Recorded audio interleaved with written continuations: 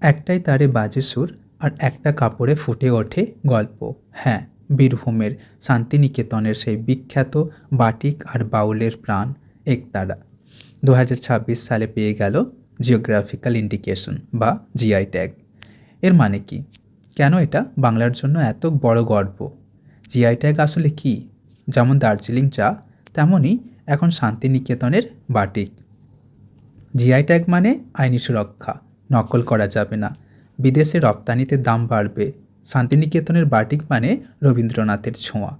Indonesia থেকে এলেও শান্তিনিকেতনে এটাকে নতুন রূপ দেন রবীন্দ্রনাথ ঠাকুর ও বিশ্বভারতীর শিল্পীরা।